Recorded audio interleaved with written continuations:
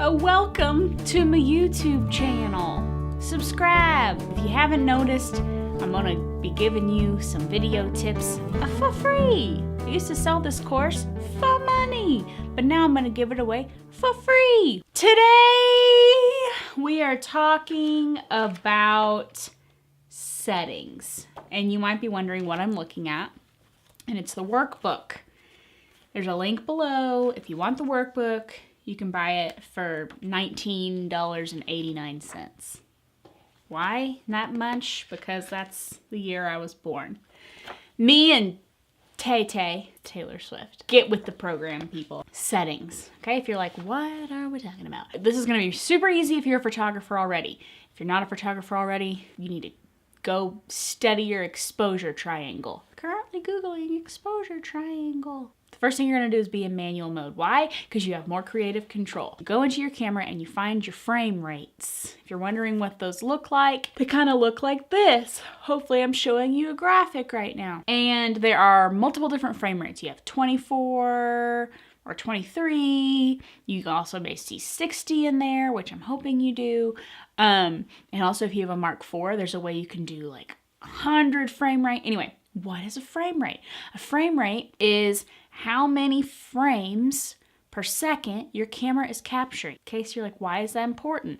Well, let me just tell you about that, okay? So right now, my camera that I'm looking at, I'm really looking at you though, but my camera that I'm looking at is frame rate 24, or well, 23.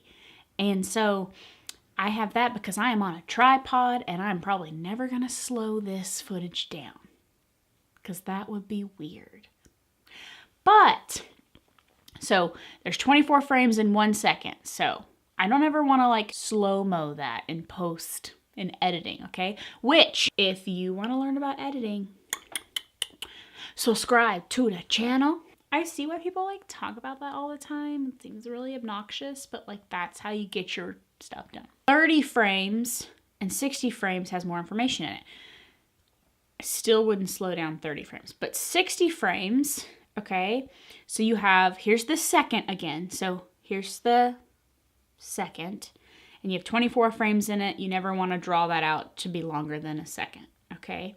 But if I shoot 60 frames a second, so there's more information in this little second dilly whopper, then later, if I want to, I can slow it down.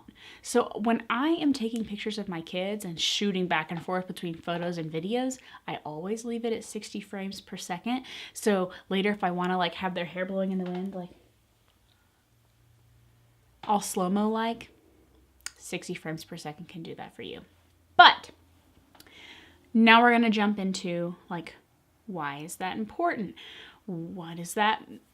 What do I need to do beyond that? Okay, so when you're at 24 frames per second, for some reason the math works out where in your shutter, you're like, you know how you can like make it faster, slower to let more light in?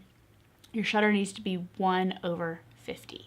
So you double-ish that frame rate. So if you're 23, 24, 25 frames per second, double it to 50, okay? If you're at 60 frames per second, what's double of 60? Anybody? 120. I always have to think about that. Those are gonna be your base settings. Everything else goes around that. So don't be playing with your shutter and doing all that craziness during your videoing, okay? Keep your shutter the same, keep your frame rate the same, and whatever you're gonna do. If you're gonna do a sit down like this, do 24 because then it's less information on your card. Make sure you have a card that is 95 megabytes per second or faster. That has been Settings with Lindsay. Download this workbook. The link's in below. $19.89. $19.89. You can have all of the info, okay?